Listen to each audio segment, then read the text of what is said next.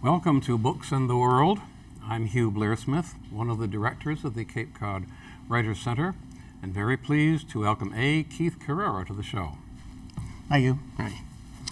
Keith was born into the literary and performing arts, starting with a childhood study of classical guitar and writing poetry.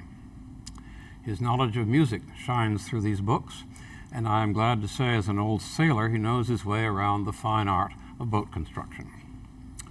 Keith holds advanced degrees in education and has concentrated on the philosophy of creativity and critical thinking. He has taught education as a performing art at 5 universities in rather diverse states, presently at Bridgewater State. A progressive thinker, he ran in 2012 as a Democratic candidate to represent the 4th Bristol District in the Massachusetts House and got over 1/3 of the vote. In semi-retirement, he has found, just as I have, time to think and write at book length. What will human nature and its relationship to science and technology be like 500 years from now?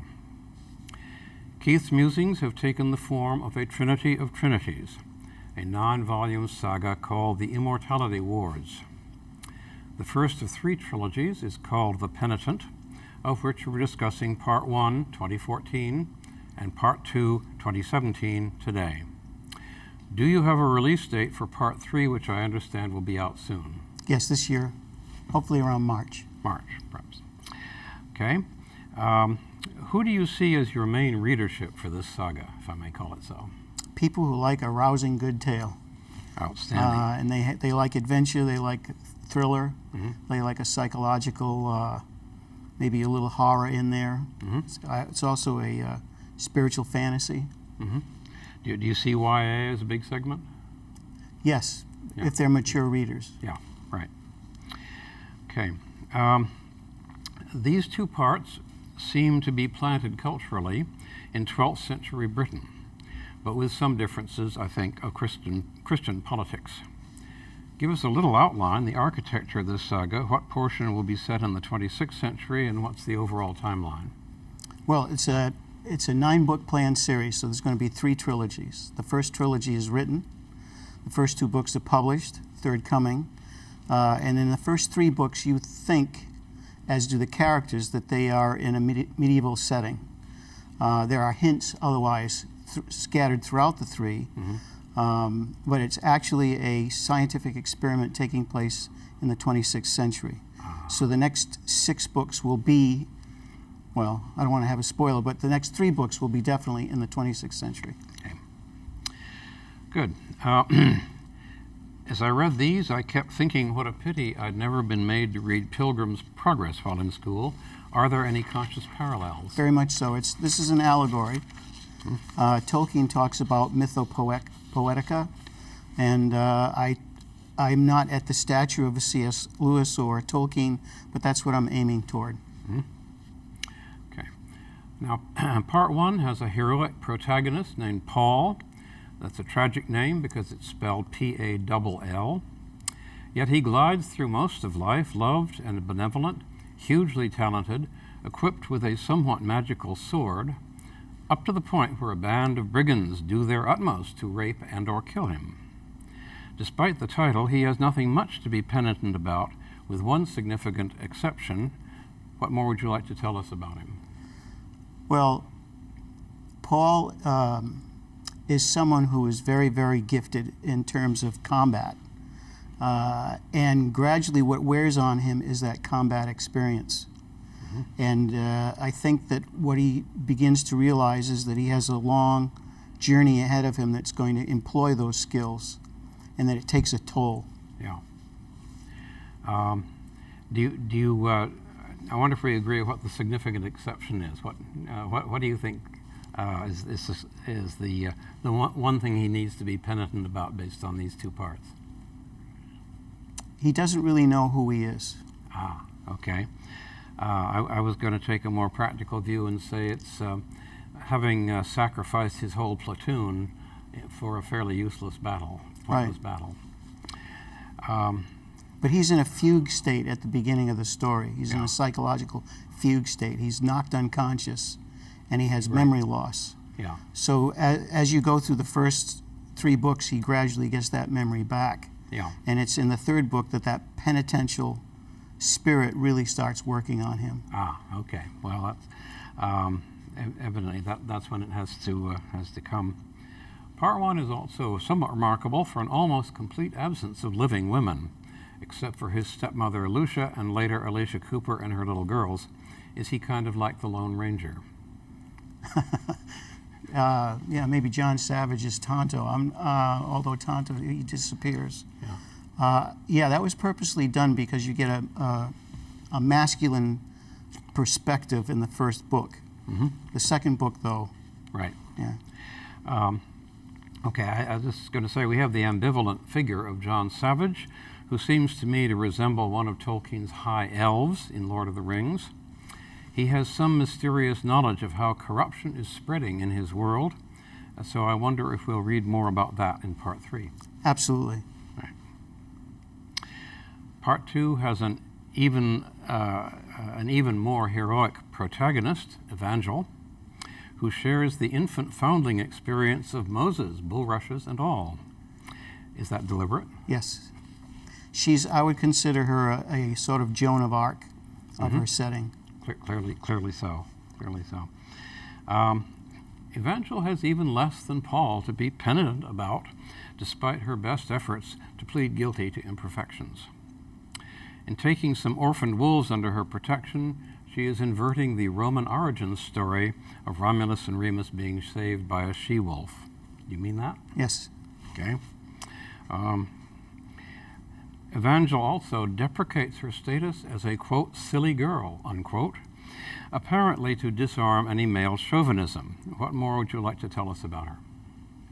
Evangel is a very tortured person in many ways because she knows that she leads a very different life than most people because of what transpires in her life and the miracles that occur. And also because it's in a medieval setting, you have brigands, you have marauders, and they really raise havoc with her adopted grandfather. Mm-hmm. And so she doesn't like that part of life. Right. And so because of her uniqueness and what has been happening to her spiritually, that's in stark contrast to the brutishness of the society. Yeah. Okay, so she's dealing with ready or not you're a saint. Right. Yeah, okay. I don't think she knows what to do with it. I think I do get that from reading it, definitely so. Part 2 has other fully realized women, 2 very decent nuns and their tyrannical prioress.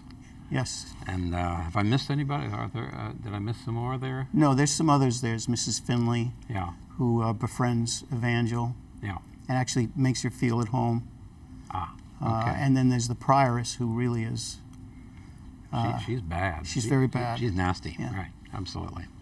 I mean, she's like a somewhat later century politician in her approach to Yes.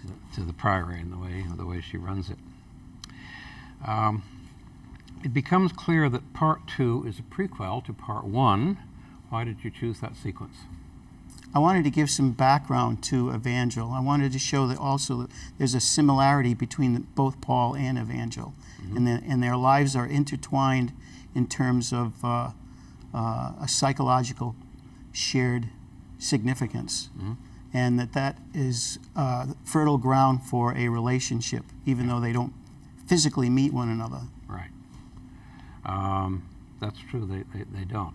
Except, of course, she reaches forward through time to protect him in his battle. Yes. And he seems to have some awareness of that, but without understanding the whole situation Correct. at all. Okay. In these 2 parts, the faces of evil take both similar and different forms. Each part has a band of male outlaws who are to some extent capable of reform. Part 2 has another band of men who have occult powers with which they have infected their fen, a place somewhat like Mordor. But only part 1 has a totally magical shape-shifting monster from hell and a slightly less magical raven. Do you want to comment on which flavor of evil will dominate the rest of the saga? The Val Raven will be transfigured in the next 6 books. Because it takes place you think it takes place in the past, yet it's cast in the future. Yeah. It's very much is about our present time. Okay. So the philosopher Alfred North Whitehead talks about prolepsis, which means that you have every moment that we experience, we have the past, the present, and the future in it. The attempt at the fantasy is to be able to burst through that and to actually show that that's true within the confines of the logic of the setting of the story. So the Val Raven will play a role, and the demon that's called Unger has a voracious appetite for human beings. But they're cast by a sorcerer that you do not see yet, but comes about in the 3rd book. Yeah. Okay.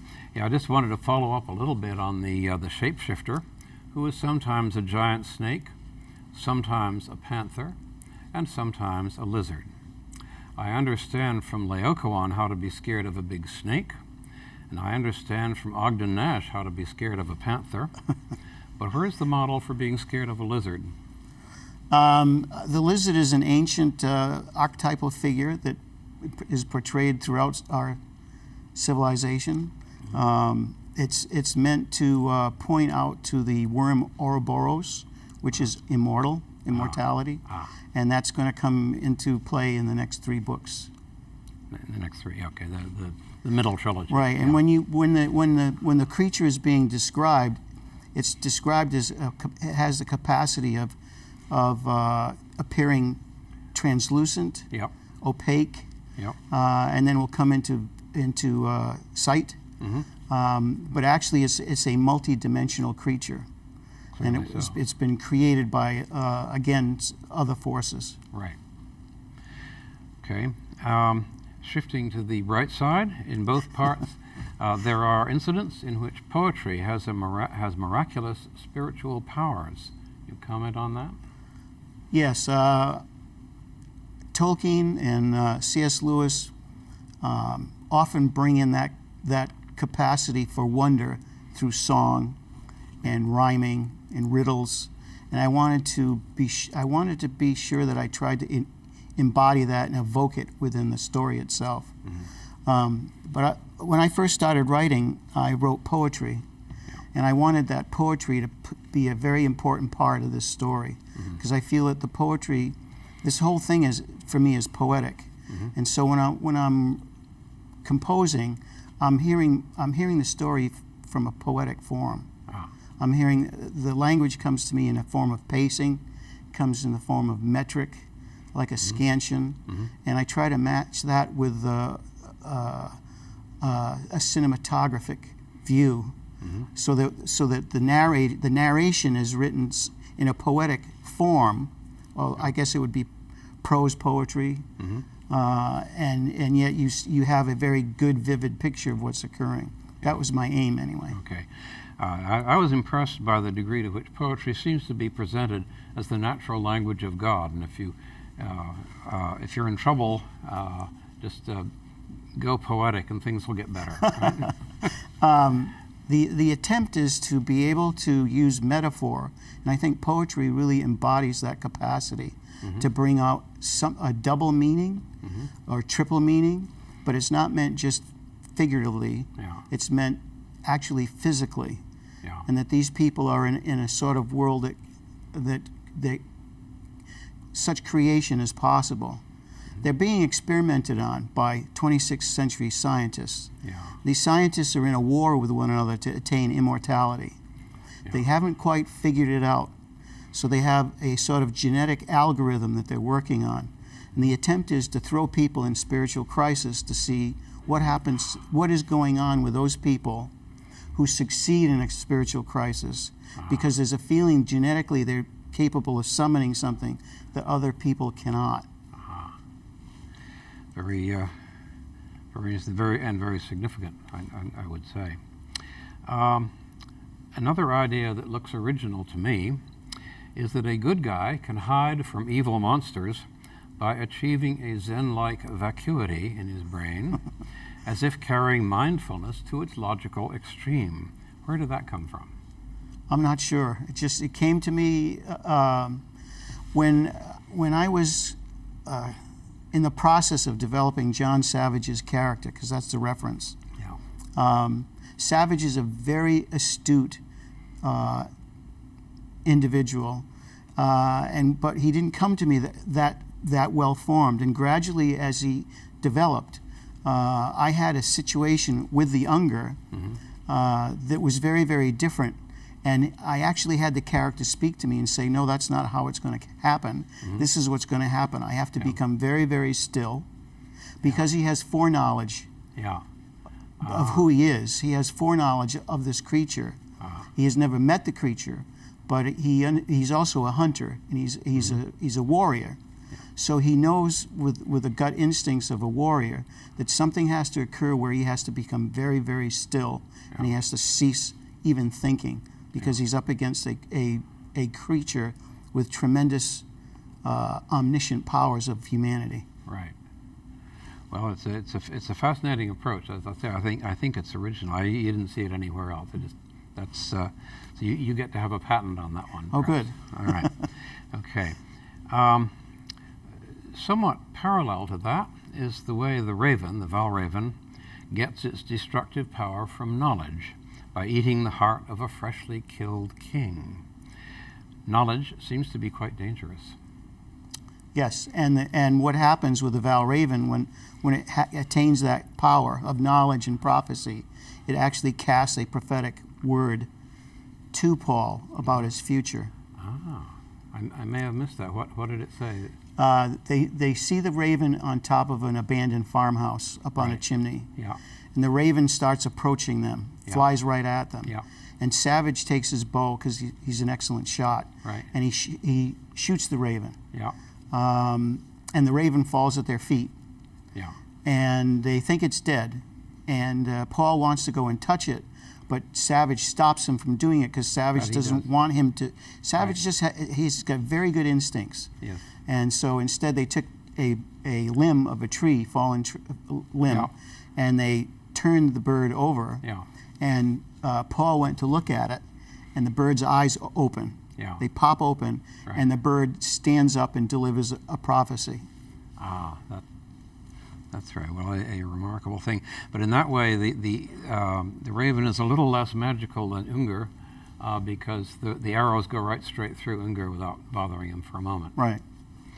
So. But the arrow that Savage shoots him, they find when they walk through the field towards the farmhouse, and the arrow is completely corrupted. Corrupted, yes. Yeah.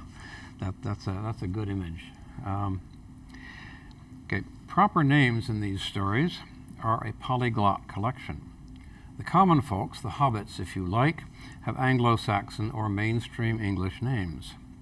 Some powerful individuals have names that look like Norman French, but then there's a Cornish knight. One king bears a Norwegian name and one a Celtic name. A minor intelligence officer is a godfatherish Italian. The Western Isles appear under their own name but seem to include Ireland as well as the Hebrides. The evil raven is Danish. Cruel sergeants have German names, and so does the shapeshifter. Are those picked at random for fun, or are there hints about modern nations? They're hints about modern nations. Again, it's an allegory. Yeah, okay. The ritual phrases, "so be it said" and "so be it finished," confer a dignity on some scenes that our overused "amen" can't match. Are the phrases original with you? How about the way in which they express a mutual promise? They are original. And it follows through to the end of the first trilogy. Okay. And you agree that mutual promise is kind of the key thing to understand about them? Correct. Yes. Right. Returning to the issues of Christian politics, the time frame of parts 1 and 2 seems to be after the 10th century, since there's a priory sacred to a saint with a Norwegian name, and the Norman French names must have been planted by William the Conqueror in the 11th century. In that time, did the Norwegian Christian establishment not tolerate accounts of latter-day encounters with Jesus? I'll put that question first. What is being set up is a simulation. So the designers of this simulation are borrowing from the past, because they have scientifically and technically tried to break this code, this immortality code. Right. They can't do it. So one of their wiser people have said, let's look at wisdom literature and let's create simulations using a variety of religious experiences, and see if we can find the clues to it that way.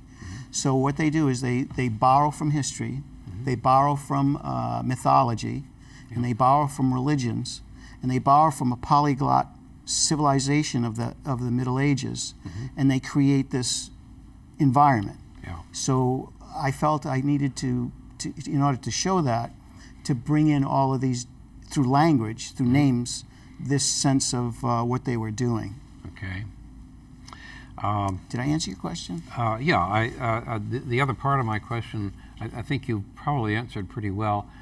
Or is the conflict here modeled on the 13th century tension between Thomas Aquinas and the Church of Rome? Yes, very much so. There is within its own society, the scientists set it into motion, and then it takes up a life of its own. Yeah. So battle lines ideologically are drawn, and the main characters find them in the middle of this bitter rival dispute. Yeah. Could you perhaps review for us what the tension was between Aquinas and the Roman establishment of the time? Aquinas, I believe, had an understanding of the revelation of God that was very, very different from the Catholic authorities. Yeah. And in that sense, that's what I'm trying to show that Evangel has, that Matthew Greatworth has, and to a lesser extent what Paul has. Yeah. His isn't as full-fledged, right. But Evangel has that. And so in setting up that tension, I felt that was an important aspect of the second book, because when you look at the font for Immortality Wars, you can see it in back of me, or back of you. You'll see an Ankh symbol. Yeah, right. And you'll see also what looks like a Christian cross or a sword. Yeah. So those two sets of philosophies, religious philosophies, are inimical to one another. And it's carrying through in this story as well. Okay. Okay. Yeah. The Ankh there. That's in the T of immortality, and then you have the sword cross there. So I'm inclined to interpret this as the struggle between gatekeepers and direct experiencers. Is that very much so? Fairly accurate. When you first come upon Matthew, you see him talking to himself, and he has a running argument many times that are theological debates. For example, he's debating on, well, what is a miracle? Yeah. And how can a miracle even exist? Yeah. And then he falls into a ditch, and he discovers Evangel as a baby. Right. Yeah. Yeah. Now he also knows her real name because her murdered parents are nearby, and there's records of all that. Is that going to become significant later? Her actual name? Yes. Okay. Like I said, she's a Joan of Arc. Yeah. So at this point, she's a nascent, budding Joan of Arc. Okay. She hasn't reached that full Right. Maturity of prophecy being unveiled. Yeah. So she's just a girl at this point, a very talented, spiritually filled, wondrous human being. Okay. But it has not matured yet. So calling herself silly is a little bit expressing her problem of what is all this stuff that is inside me that I don't know what it's all about. Right. That's a fair statement. Are you a fan by chance of George Bernard Shaw's St. Joan? Yes. Yeah. Well, I like Shaw very much, and the final thing there is, when will the world be ready to accept thy saints? How long, O Lord? How long? It has that flavor. That goes back to your question about the difference between Aquinas and the Catholic Church. Yeah. Yeah. Okay, I hadn't made that linkage, but that's your job. That's what you're doing here. So that's great. Could I bring up a near irrelevancy? Absolutely. I said that I learned from Ogden Nash how to be scared of panthers. Do you know why that is? Tell me. It's a 6-line poem. The panther is like the leopard, except it hasn't been peppered. Should you behold a panther crouch, prepare to say ouch. Better yet, if called by a panther, don't answer. So, anyway, that just obviously what you write here brings up all kinds of things out of strange corners of a reader's head. Just to make a somewhat broader thing, I think we'll have just time for. Full disclosure, I read nonfiction mostly, only a little fantasy literature myself. Lord of the Rings 60 years ago, and Harry Potter when it came out. Did you draw inspiration from either of those or from what else? And I know you're going to say there's a lot else. Definitely from Tolkien, not so much from Harry Potter. Right. C.S. Lewis, Yeah. Stephen King, George MacDonald, excuse me, and a little bit of Lee Child. Okay. And is Stephen King? I don't think of him as this in this area, but you have a quick one-sentence answer because we're running out of time here. King very much deals with the paranormal. Yes. And in dealing with the paranormal, he's very, very gifted at the war between good and evil. Yeah. And so this really haunts itself through Yeah. this story. Okay. Well, I think we're running out of time here. Thanks very much. Thanks, you. Enjoyed this very much. It's a pleasure. Yeah.